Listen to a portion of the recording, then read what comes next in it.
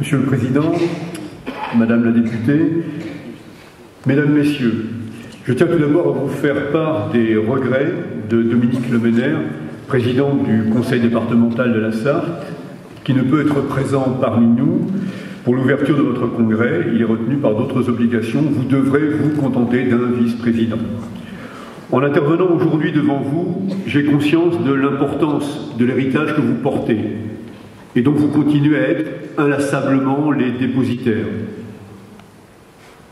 Depuis l'affaire Dreyfus, votre association s'est donné une double vocation, être les gardiens vigilants des libertés et des droits de chacun, et être les éclaireurs et découvreurs d'idées au service de notre démocratie. En matière de droits de l'homme, il ne faut jamais baisser la garde, pour la simple raison que si l'on recule, on n'avance pas. Des menaces demeurent ou grandissent. Je pense à l'extrémisme qui gagne du terrain. Il se nourrit de notre crise économique, mais également des mutations qu'engendre la mondialisation. Les terribles attentats de janvier sont là pour nous rappeler que les droits de l'homme sont toujours menacés par le fanatisme, guidés par la haine et qui n'ont aucun respect pour la vie humaine. Cependant, malgré la tristesse, malgré la colère, malgré la peur, nous ne devons en rien céder au terrorisme, à la barbarie, à l'obscurantisme.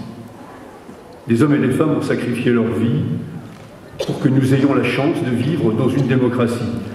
La liberté de la presse, la liberté d'expression sont nos biens les plus précieux.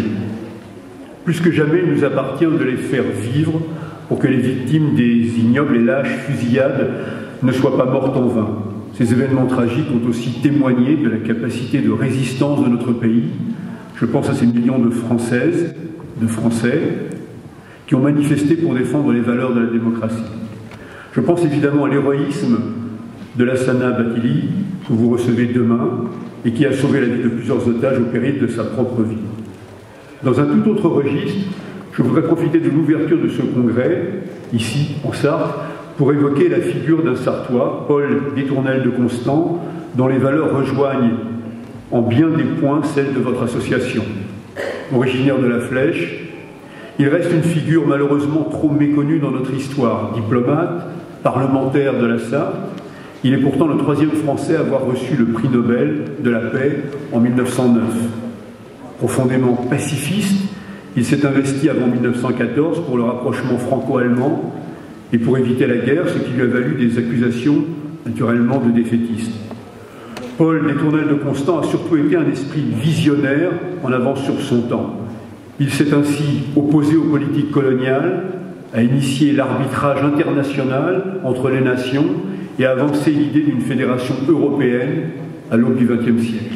Son parcours, ses combats, son idéal restent d'actualité et doivent continuer à nous inspirer.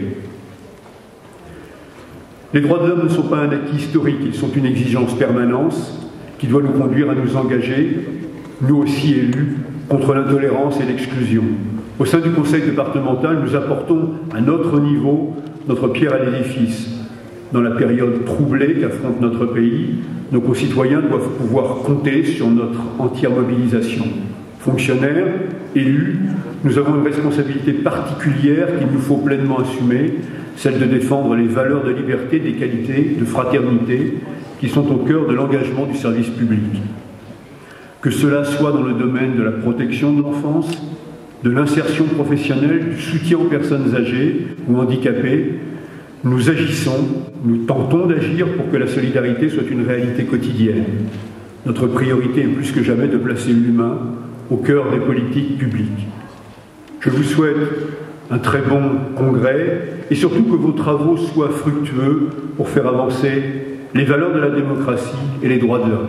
Mesdames et messieurs.